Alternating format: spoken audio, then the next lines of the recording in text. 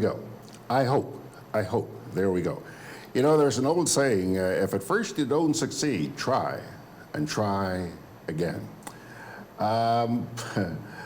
Folks, I'm not puzzled. And I noticed that when we were on a few minutes ago, somebody was saying sabotage. No.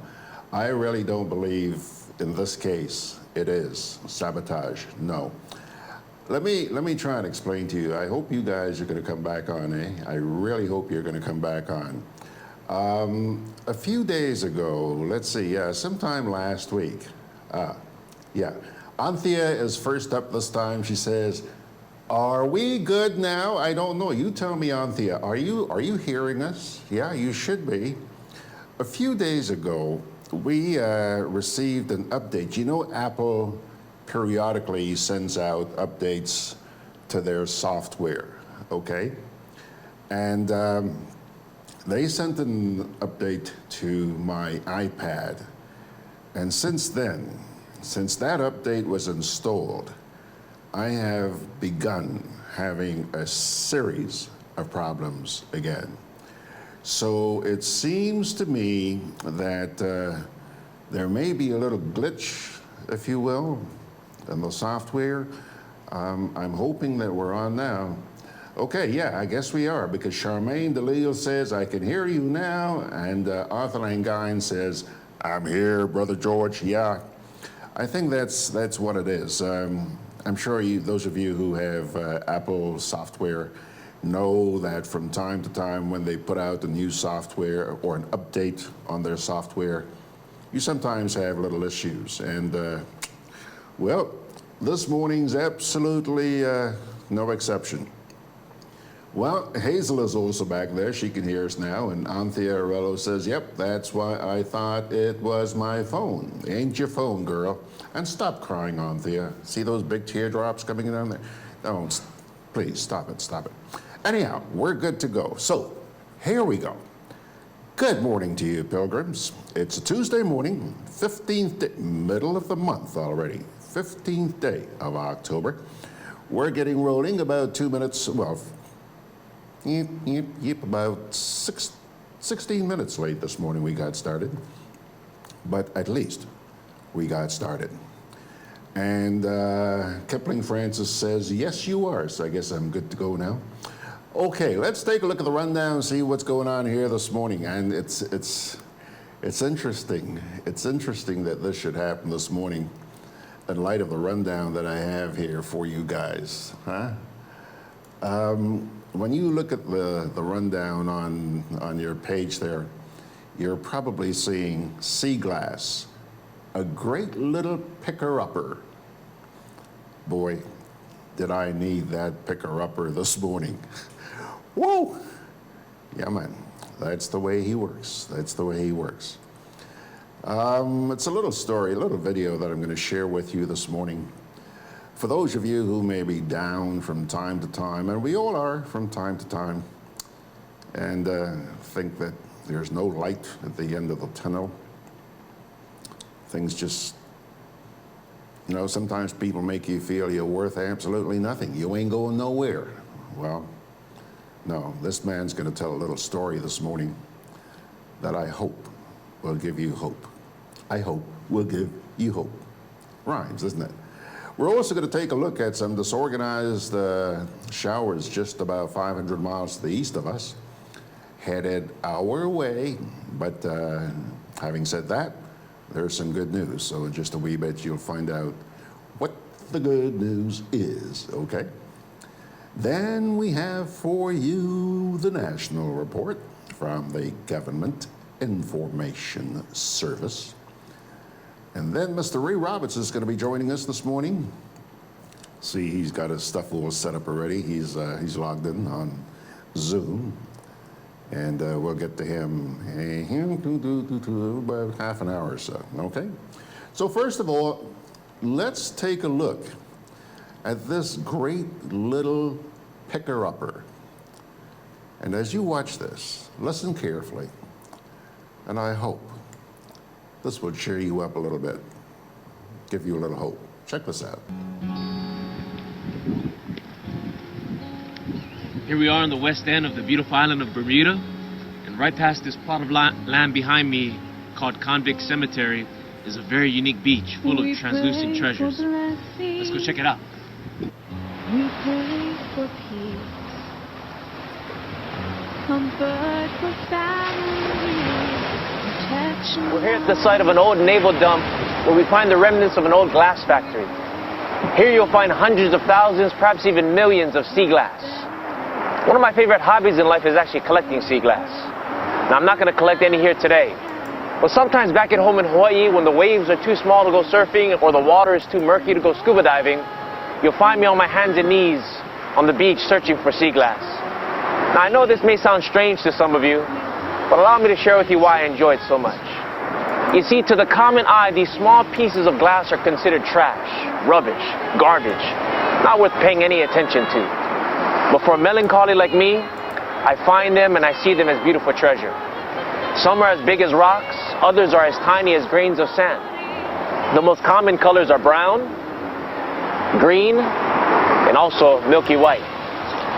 Now sometimes if you're lucky, you'll come across the cobalt blues and the ruby reds and the royal purples. But friend, have you ever thought about where sea glass actually comes from? Well, let me tell you, because there's a powerful lesson in it. It comes from glass bottles that were discarded decades ago into the ocean. It is then broken to pieces by the pounding surf and the clashing waves. It is then polished by the constant friction of the sand and surrounding elements. All the sharp, rough edges are worn down into a smooth, translucent treasure like this. And the longer it stays in the churning sea, the more beautiful it becomes. But often trampled underfoot, most people don't pay any attention to sea glass. For most people, sea glass is just too small to notice. Most don't attach any value to what I would consider translucent treasure. You see, the reason why I find sea glass so amazing and captivating is because to me it's a reflection of God's amazing grace. These broken pieces of glass remind me of how God can bring beauty out of brokenness. How He can take something that has been destroyed and discarded and polish it down and make it into an attractive treasure. Now friend, if you're anything like me, you know that you've made many mistakes in your life. Perhaps you've been used and abused and discarded by others as worthless. And just like freshly broken glass, piercing the tender foot of an unsuspecting bypasser, perhaps in your brokenness you have cut others with your words and actions. Maybe a sharp word or a rough response has cut someone close to you, like a spouse or a parent, a child, a friend, or even an enemy for that matter. And because of that, there are wounds, hurtful wounds in your relationships that have yet to be healed. You know, we've all done things in our brokenness that we regret. Things we wish we could go back and change. They say that hurt people. And that's true about human nature. Even the best of us have made mistakes. We've all done things that have only perpetuated more brokenness and pain in our world. But here's the good news. There is a God that can bring beauty out of brokenness. Our loving Lord desires to polish us in the sea of His love and in the ocean of His grace. And by the clashing waves of trials, He desires to smooth out all our rough edges. And though we are broken, we are still His special treasure. And like the tiny specks of sea glass in the sand, we are not too small for Him to notice. He sees our brokenness. He takes special interest in our pain. And our pain has pierced His infinite heart with divine sorrow. Now, God does not cause our pain, but nor does God waste our pain. For many times, God uses our brokenness to bless others. For He is the God that can bring beauty out of brokenness. Broken lives and broken hearts and broken dreams and broken bodies and broken promises. All of these can still produce eternal blessings. The Bible says in Psalms 34 that the Lord is near to those who have a broken heart and saves such that has a contrite spirit. Many are the afflictions of the righteous, but the Lord delivers him out of them all. That sometimes God redeems your story by surrounding you with people who need to hear your past so that it doesn't become their future. You see, friend, God can use our past problems to prevent future pain. And from the midst of brokenness, God can bring a message of blessing. From earthly trials, God can bring heavenly triumph. From excruciating pain, God can still bring eternal peace. From a brutal test, the Lord wants to bring a beautiful testimony. And I'm not speaking from mere theory, I'm speaking from personal experience today. For this is exactly what Jesus Christ did for me. I was a broken, discarded vessel. Before the Lord found me, I was wasting my mind on drugs, grew up in a broken home. I went to a high school with people who had a lot of rough edges. I was a broken glass in the midst of a pile of broken glass. But while many saw me as a problem child, God saw potential. And while some would see trash, God saw treasure. And so I was immersed in the sea of His love, baptized in the ocean of His grace. And to say the least, because of Jesus, my life has never been the same. And what God did for me, surely He can do for you too. You see, friend, when Jesus hung on Calvary's cross, He was being assaulted by our sins, crushed by our condemnation, battered by our guilt and our shame. His body was bruised and His heart was broken. And yet He was willing to take all our abuse in order to save us. We were worth it to Him. And through His brokenness, we can be blessed. So today I invite you to give to God the broken glass of your life. Give to Him your bleeding heart, your shattered dreams, your broken body and your broken promises. Your situation, whatever it may be, is not beyond salvageable. You are more than the sum of your past mistakes. It's not too late and you've not gone too far. So today I invite you to allow the Lord to polish you, to refine you, and to use you to reflect His beauty in our world of brokenness. Of this life, are you? Okay, there you have it. That's the little piece I was telling you about. And I see here that Anthea really likes it. She says, pretty cool, Gigi. The comparison is inspiring, absolutely.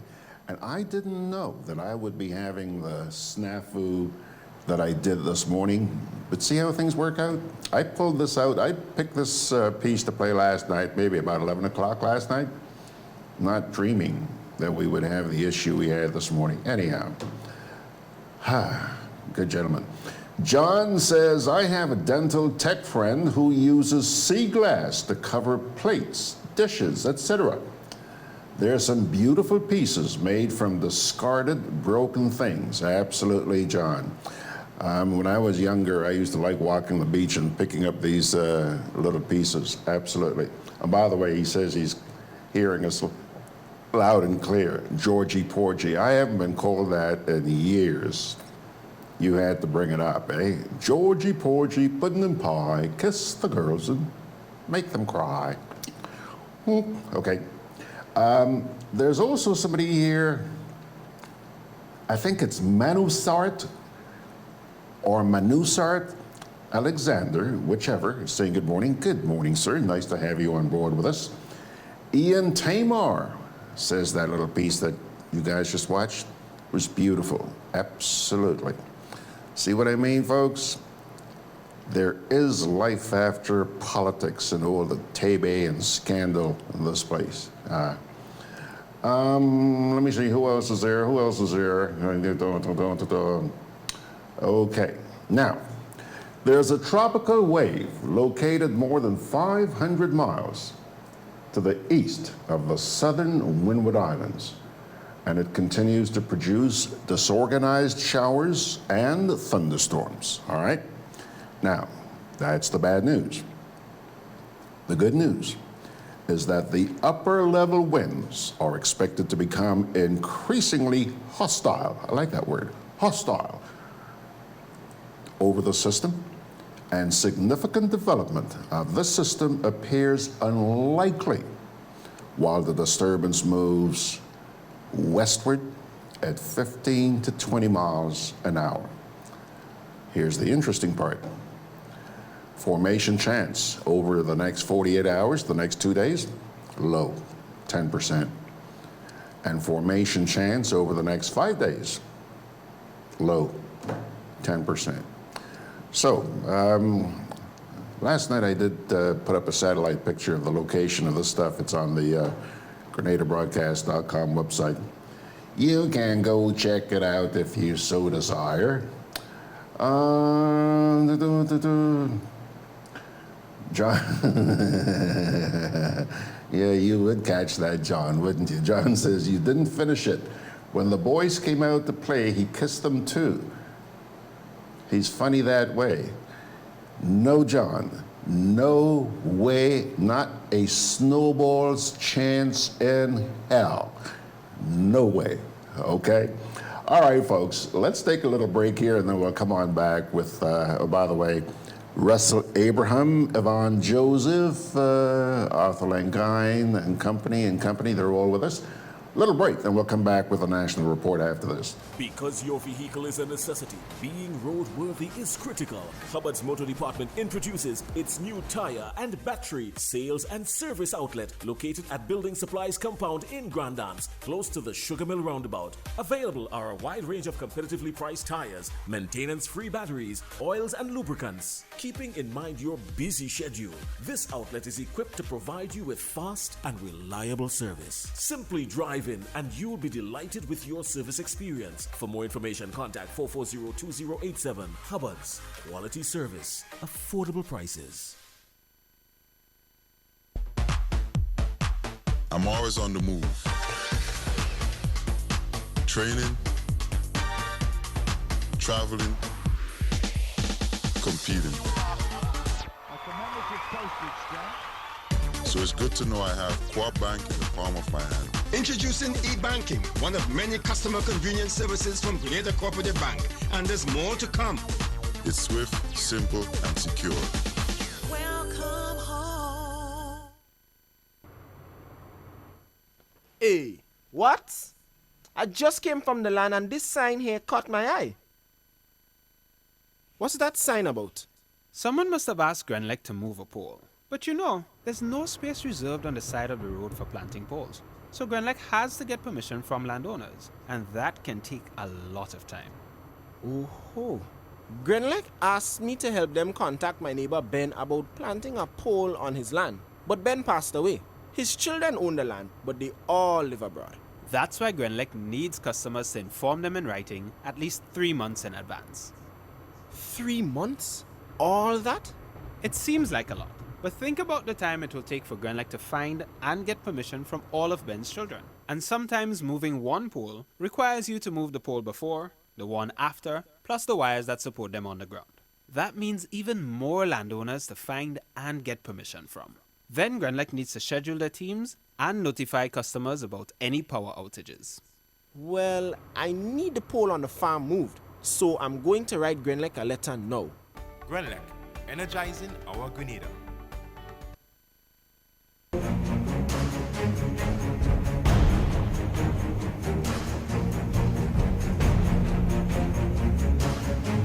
You don't know how many hurricanes will be coming this season, so you need to be prepared. At Hubbard's Hardware and Building Supply Departments and the Food Fair supermarkets, everything from canned foods, flashlights and batteries, to plywood, tarpaulin, lanterns, roof repair kits, water tanks, etc. are available. For over 90 years, we've helped you prepare for and recover from storms. Hubbard's Hardware, Food Fair supermarkets, and the Grenadian General Insurance, an integral part of your hurricane preparedness plan.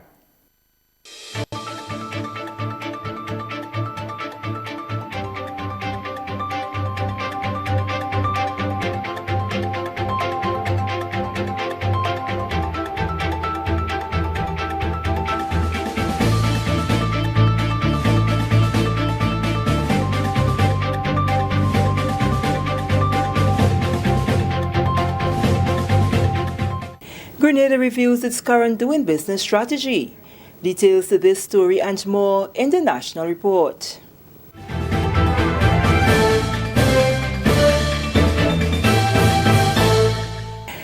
Welcome back. With the details to the news for Monday, October 14th, 2019, I am Sherian Noel.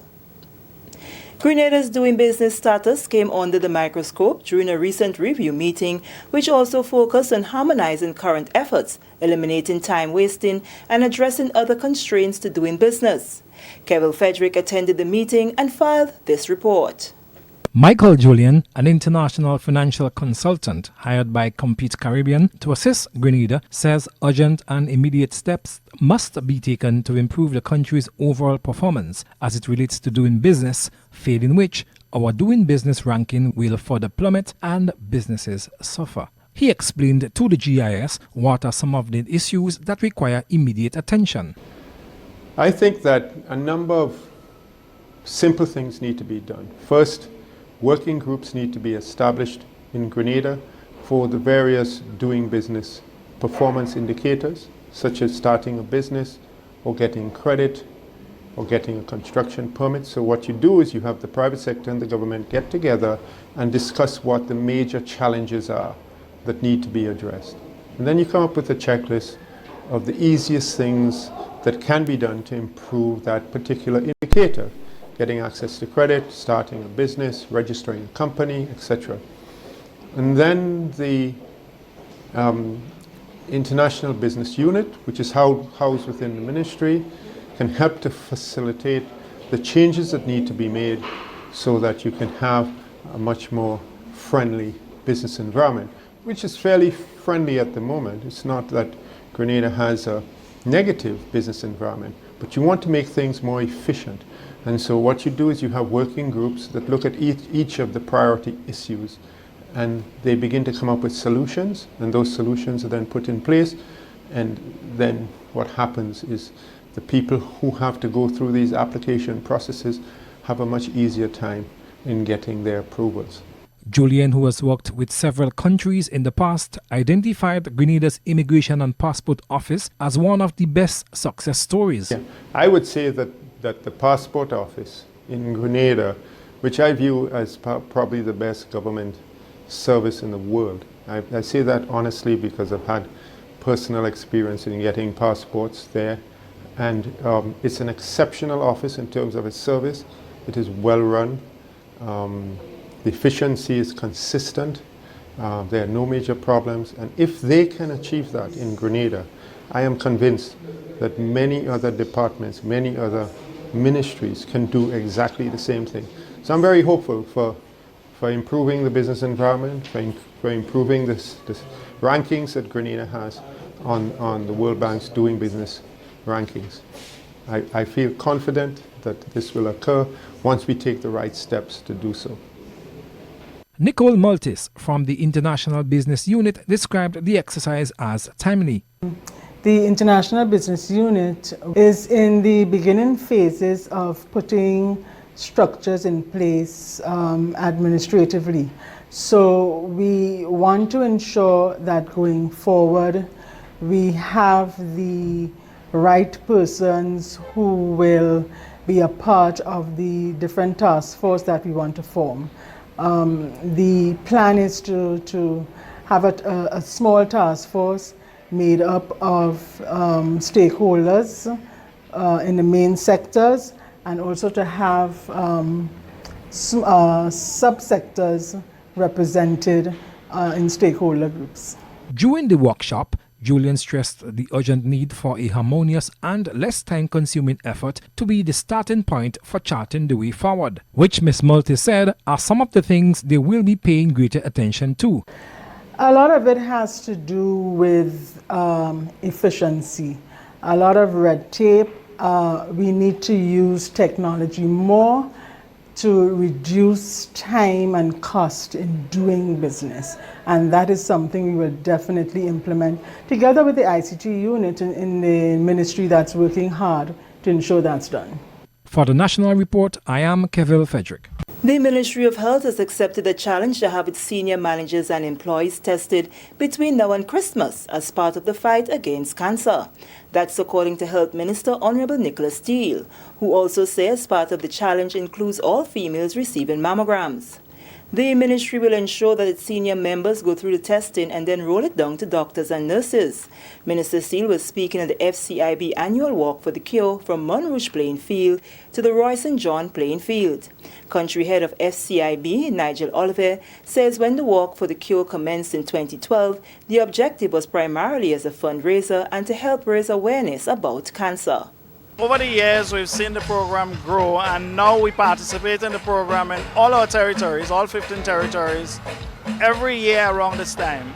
We had a number of walks last weekend throughout the islands, and today we're accompanied by a couple of the islands as we do this walk to raise awareness about cancer, and also, of course, to raise funds to assist in the early detection, the treatment, and for those that are in need of those funds to help with the care of this dreaded disease. President of the Pink Ribbon Society, Glenda Seals, who is also a breast cancer survivor, says she welcomes the continued efforts of the FCIB and its partners in creating awareness on cancer. Early detection, that's the key. Okay, now, I was diagnosed very early in stage of cancer.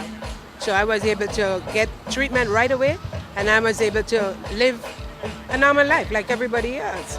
But the idea is if you wait, the longer you wait, the chances are slim of you surviving. So it's better for you to do all your testing, get your testing done, do your breast examination, okay? And,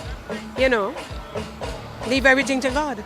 The Ministry of Health now has a cancer mobile lab for screen and testing, which is a great opportunity for members of the public to do testing. Secretary of the Grenada Cancer Society, Reverend Dr. Osbert James, spoke to the importance of having 2 mobile screening units at the start of the walk to allow for free screening for participants. The mobile unit makes it very convenient for people to get screened. The unit was donated by the Cancer Society in Trinidad and Tobago, but paid for by Republic Bank. This is the 4th time we're actually using the unit, and what is happening is that persons can get, well, not today, but it's set up so you can get very intimate screening done. Like for women, the VIA, where the cervix is examined. We do digital rectal exams for the prostate to determine whether or not the prostate is enlarged, or whether it's normal, or whether one may need further follow-up. We also do breast exams. So breast exams have been going on today, as well as digital rectal exams. This is the National Report. More news after the break. The Ministry of Agriculture and Lands invites you to the 2019 World Food Day activities on Wednesday, October 16 at the Seton James Street, Grenville, St. Andrew. The activities begin with an open ceremony from 10 to 11 a.m. Exhibition begins at 10 a.m. and goes until 8 p.m. Arts, craft, jewelry, skincare products, agro products, farmers market, cultural display, food sampling, and more. Remember, World Food Day 2019, October 16. Our actions are our future. Healthy diets for a zero hunger world. For more information, please contact 440-2708. It's World Food Day Activities 2019.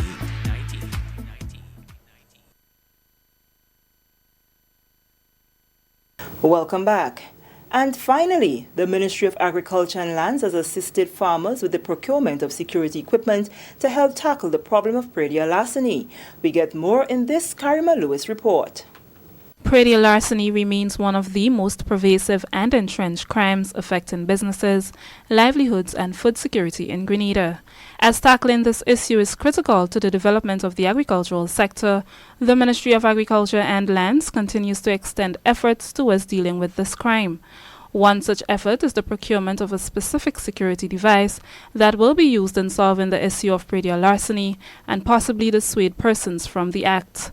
This practice, which is primarily driven by the increased demand for supplies in the domestic fresh food chains, has a domino effect on the society. Predial larceny can be correlated to the loss of employment and production as farmers reduce output or leave the sector altogether due to the strain that this crime, combined with other agricultural challenges, put on their incomes and consequently profits and livelihoods. Chief Agricultural Officer Daniel Lewis foresees that the implementation of the new equipment will assist in lessening instances of predial larceny. We foresee with the initiative that we presently are implementing could, in a sense, impact the incidents, make it lessen the incidents, while at the same time working with the stakeholders, farmers themselves, vendors, people that are in the hotel industry, supermarkets and so forth. So in the final analysis, we think the initiative could bring good results. And so the ministry is looking forward to continue providing that kind of support to the much affected farmers out there who over the years have been enormously affected by the incidents of Friday last year. This crime has been noted as one that is of extreme difficulty to solve by the RGPF, as evidence are seldom forthcoming. With the procurement of this device, the Pradial Larceny Unit is optimistic of its chances of cracking cases related to this act, says Corporal Wilbert Sam of the Pradial Larceny Unit. The device will be used both in deterrent and detection. Right? I am encouraging all farmers to support the initiative, because that will create a safety net for them. Right? The police cannot be, or the Pradial Larceny officers cannot be on the farm every day, every minute. With that device, when we are not on the farms, these devices can be used to assist the police in their investigation. Farmers who indicated interest in the device through the Extension District offices are asked to go to their respective revenue offices, pay for the device, and submit the receipt at the ministry to become official holders of the equipment. For the Ministry of Agriculture, I am Karima Lewis. And with that story, we come to the end of the National Report for Monday, October 14th, 2019. Recapping the top story, Grenada reviews its current doing business strategy. On behalf of the entire news production team, I am Sharian Noel, thanking you for viewing.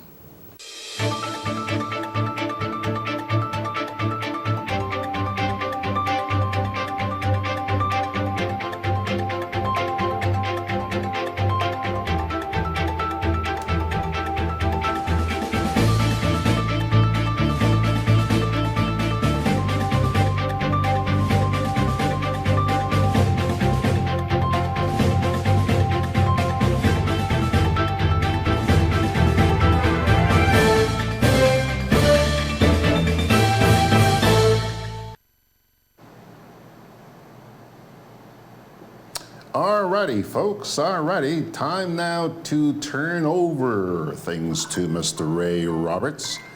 We're going to get to him right after this because, as you know, we've been running a little bit late this morning. Got started about 15 minutes late. But Ray is all in his seat there, saddle up, and we're just going to take a quick break here and then say good morning.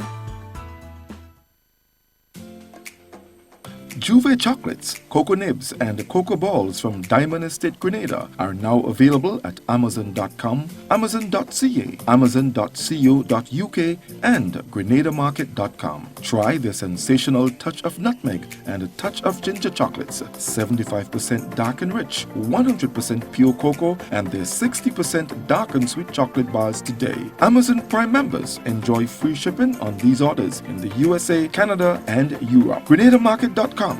When you can't come to the island, the products of the island will come to you.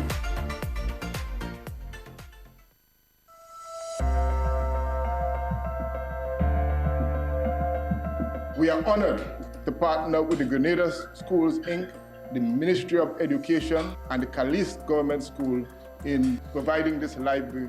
GCPI program put $120,000 or 66% of the cost of the library. But it's not an investment that is intended to bring a financial return. It is an investment in the human capital of our youth in Grenada. GRENADA has shown us their seriousness about partnership their seriousness about education, and their seriousness about nation building. That local partnership tells our major donors that Grenada is interested.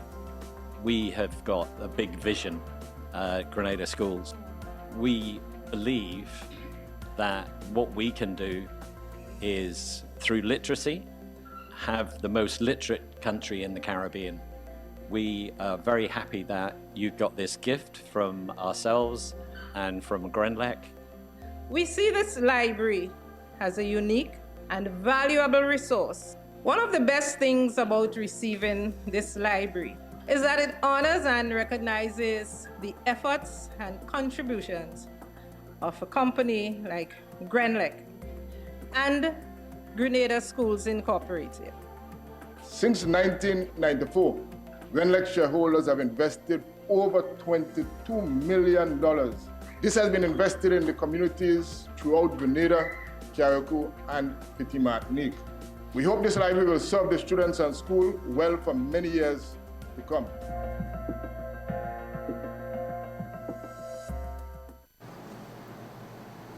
All right, so here he is, Mr. Ray Roberts. How are you, sir?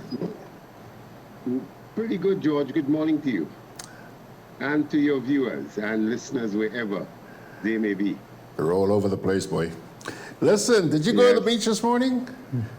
No, didn't go there this morning. Ray, you're starting to slack just like me, boy. No. I had a lot of tennis last night.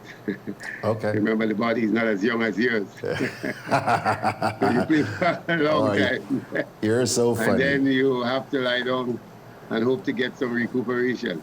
Okay. Yeah, okay. we have a good group. So sometimes, it's for bragging rights. Yeah. When you it's been scarce these days, though. When you get to your age, bragging rights become important.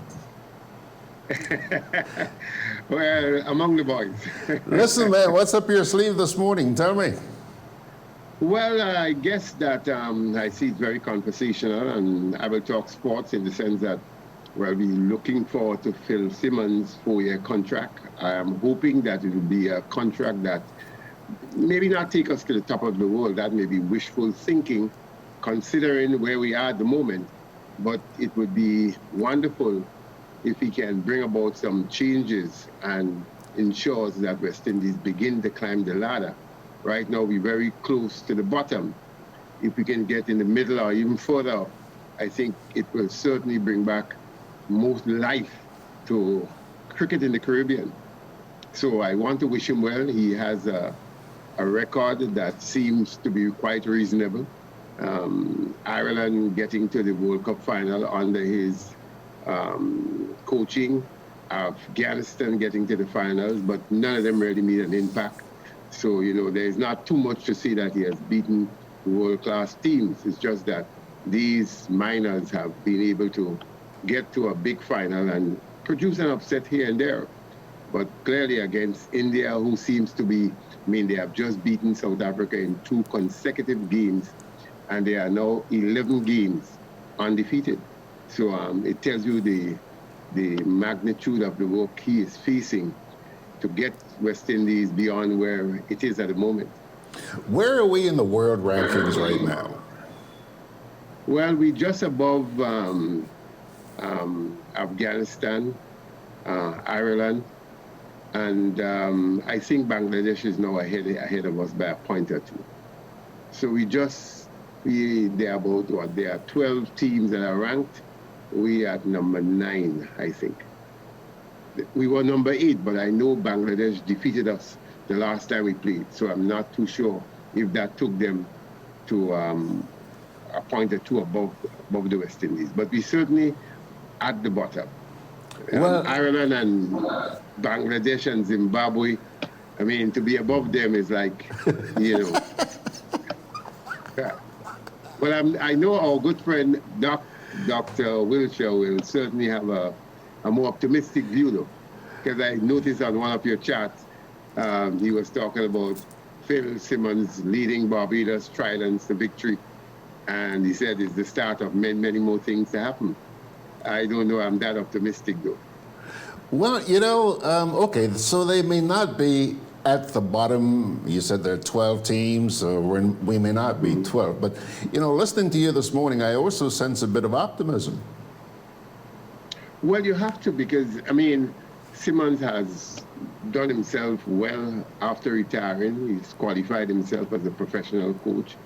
He was a decent test cricketer. He's a disciplined person. He's hardworking. So you can just certainly hope at this stage that, fortune favors the brave. There may be a couple good cricketers who may rise to the occasion, because you need good players. And if we could find a couple good players, lift the spirit of other players, and let's hope that, next year we have to tour England, that's going to be big. Next year we're defending the T20 in Australia, so that's going to be big too.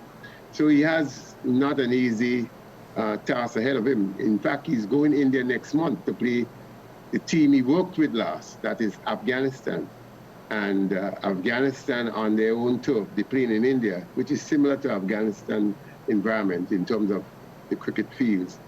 Spinning, hard to make runs. Fast bowlers don't really get the same bounce that they will get in England and Australia. So he's up against it there. And Afghanistan, they have demonstrated that they know pushover. If you looked at the World Cup, they were beaten by everybody.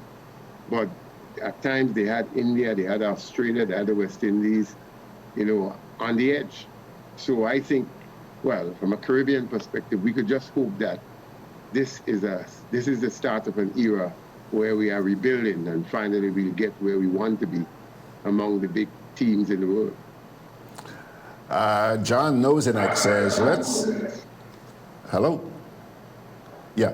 John says, let's hope he looks to develop the youth game and find the next stars. Well, there are quite a number of young, you looked at the T20 that was just concluded. George, there's no question about it. It's a popular entertainment in the Caribbean, and I hope you recognize it's a popular entertainment, because that's what you've seen.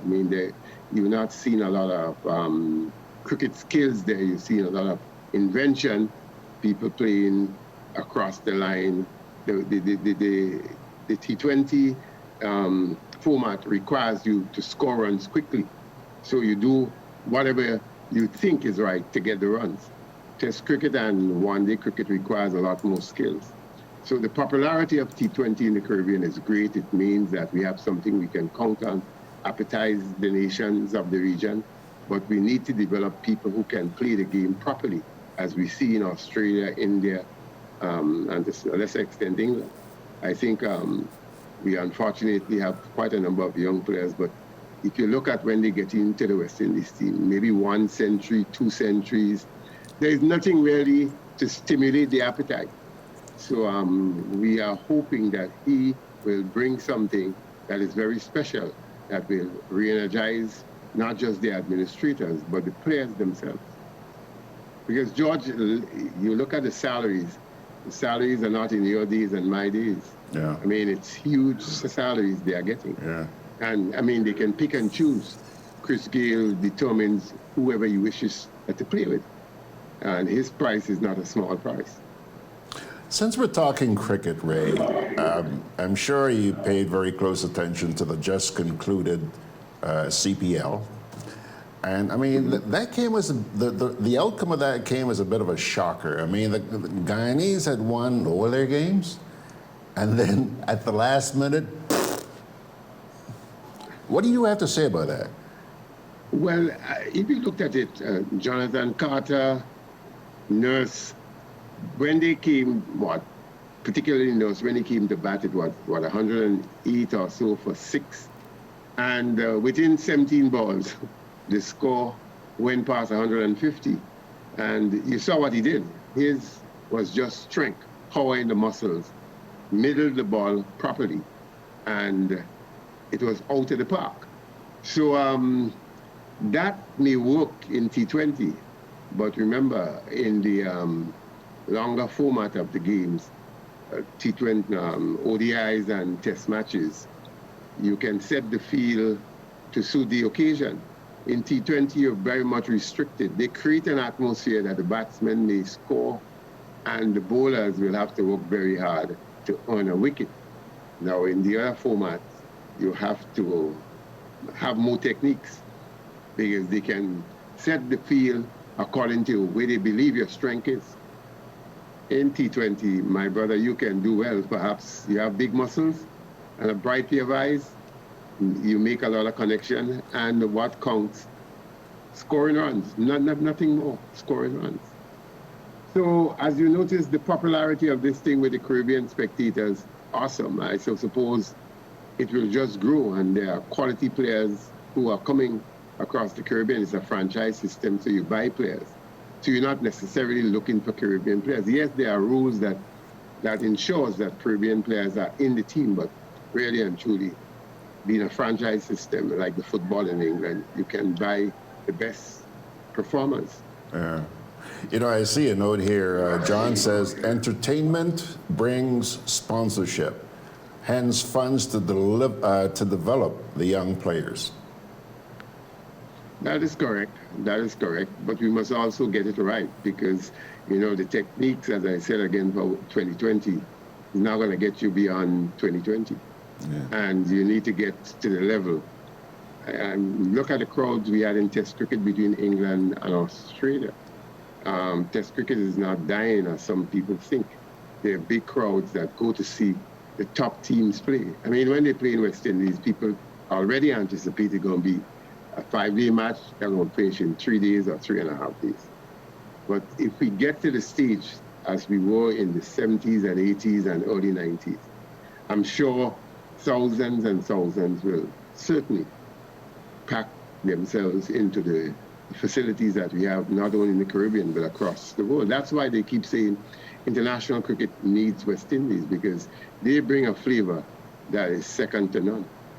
And that's why we want to see a revival of the game in its true sense. Let me ask you this. What is it going to take, Ray, to see CPL matches being played here in Grenada?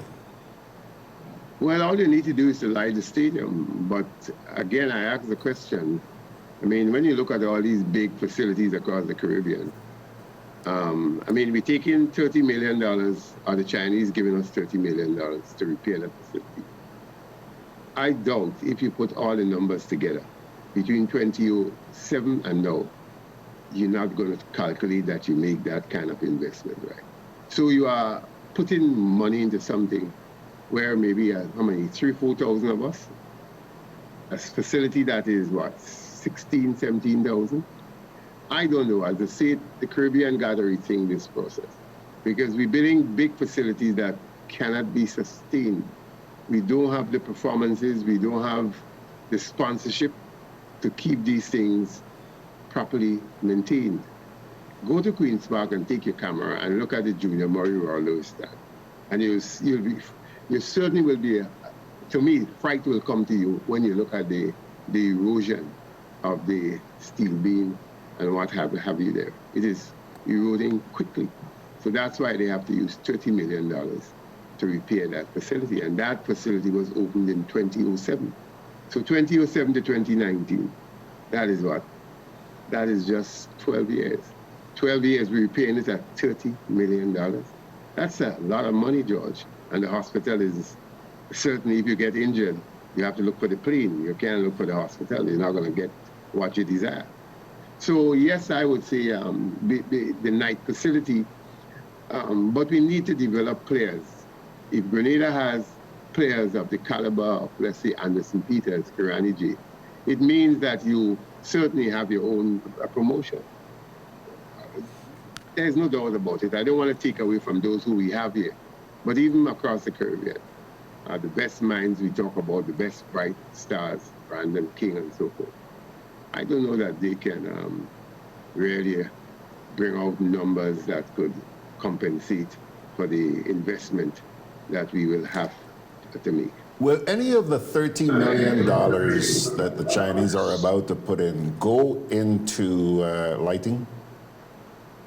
But that's what I don't know. I suspect part of it may be. But George, I'll tell you, the erosion is pretty frightening. I look at it ever so often and I say to the fellas, this looks like a boathouse. You know, termites just eating away. They will have to do some serious work. So I don't know. I mean, they certainly know that they have to get improved quality of steel, because what you had there, just 12 years it made.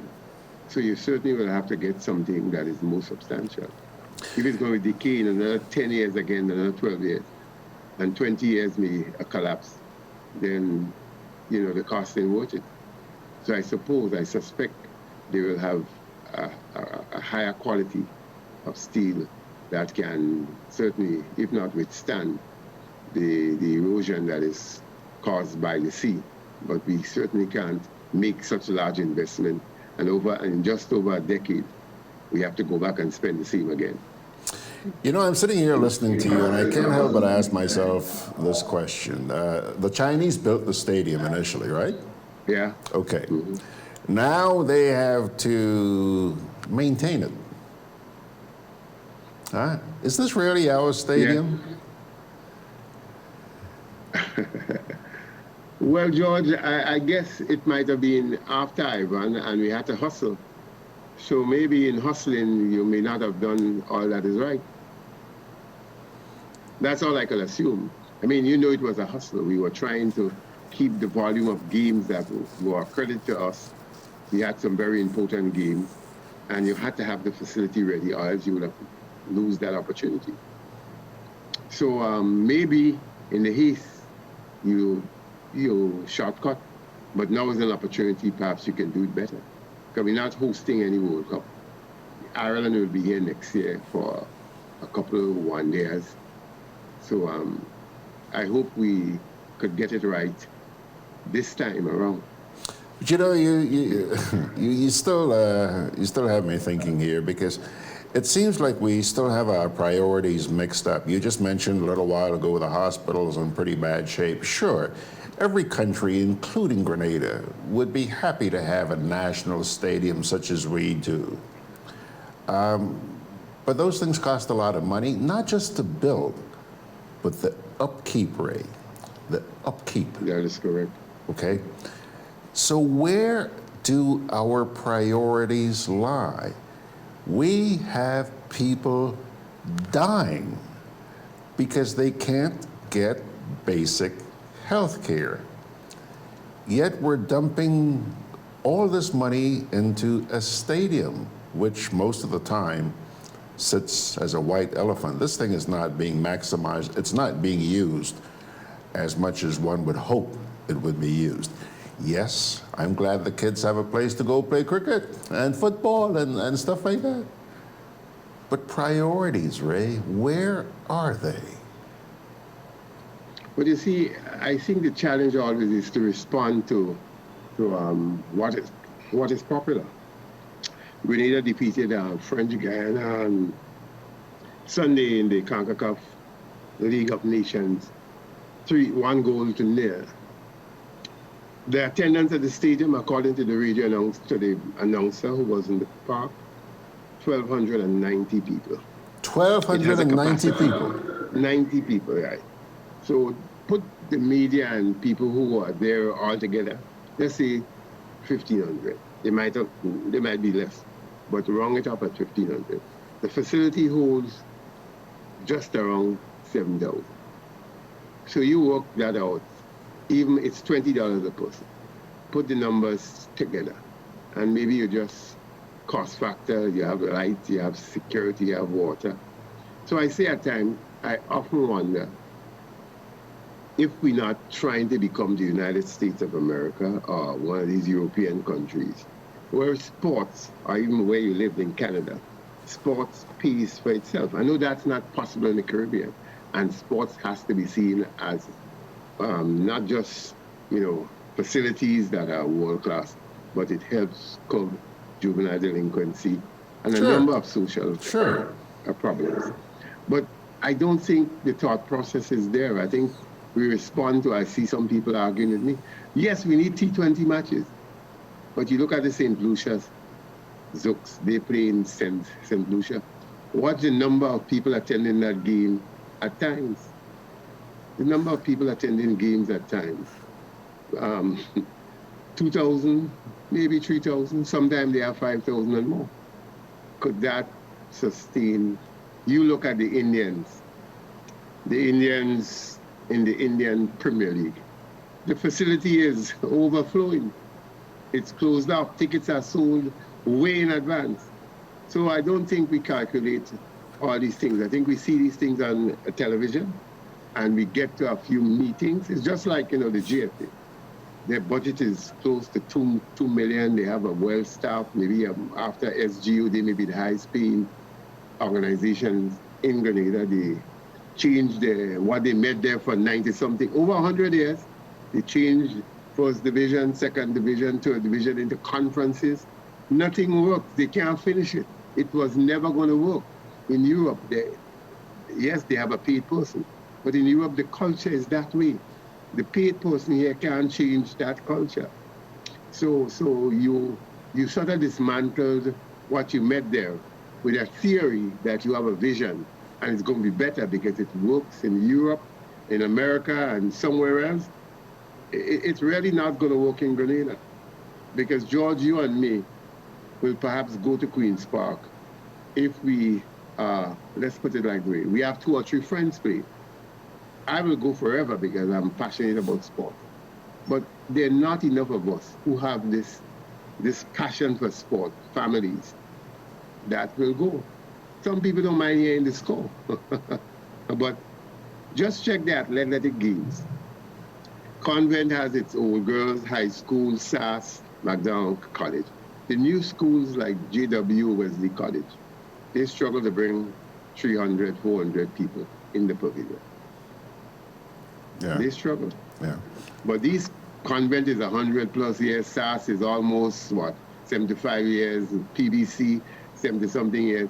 So the alma mater and the gathering and the history of the thing, they sort of have an audience that they can perhaps look to. So we have to be thinking that, are we ready for some of these things that we're asking for? Do we have cricketers like Barbados that when they pick the team, Grenada has 3 and 4 players? Now, people were complaining the West Indies team you had too many Bajans, but they have the best leagues, the best league in the Caribbean. So if they have the best league, you want to pick 2 people from Grenada because they play in here? You've got to think about it. Your partner in New York, Margaret, she says, Ray, the facts show that even in the United States, with all the sports, stadiums lose money. In almost every city where there's a stadium, there are calls for government subsidies. People cuss those of us who pointed that out in the beginning. The chickens are coming home to roost. I just heard you talking here about the fact that, some people have probably traveled and, seen these stadiums in other countries and all of that. It reminds me of the traffic lights we had here. Did you remember? I will never forget this. There was a joke going around after these traffic lights were installed that a certain minister went away to New York, maybe, driving around in the city or being driven around in the city, sees these flashing lights on the poles and decides, got to get some of those. So we went out and got traffic lights. How many of our traffic lights are working right now, Ray? Well, there's one in the St. Andrew area that is working on the bridge up there. Yeah, that's one. Nowhere else in Grenada that doesn't work. Grenada doesn't work. Canteen doesn't work. No way it works. It's all obsolete now. Before I go, as you made that fun of it there, let me. Taxi driver, I think, is telling me that take some visitors to show the visitors spots in Grenada, and one of the things he did was the stadium, and the tourists asked him, how do you fill this thing up? How do you fill the stadium up? Buju Banton. Well, that doesn't even fill it, George. That is an 8,000 crowd, if so many. You see, again, George, as I say, we respond to what a few loud mouth and what some people say. We need 2020. So like the thing, I saw cost of this thing, $30 million. We were to pay the Canadian people and local people to have this thing lit professionally. $30 million.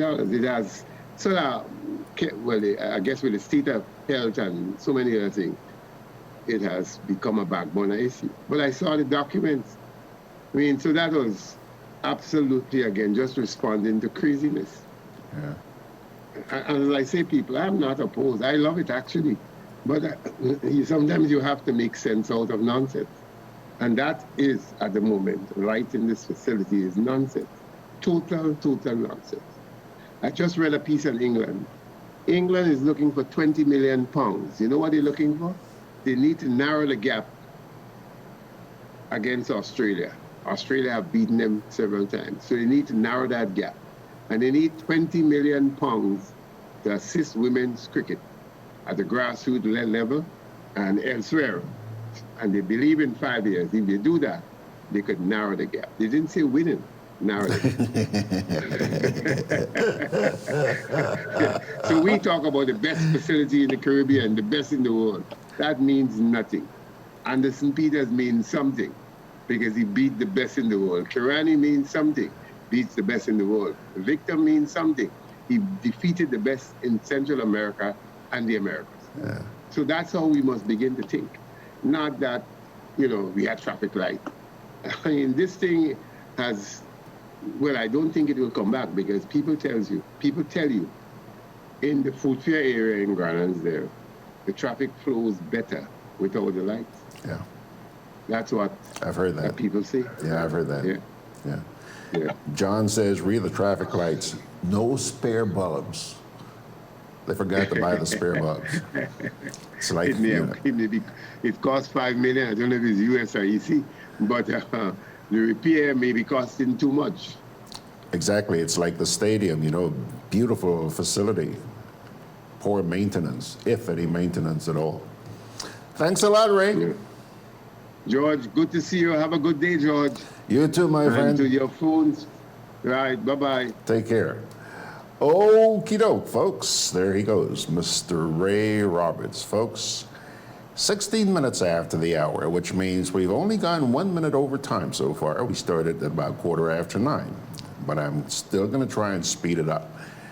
Let's go directly to our parting word for the day.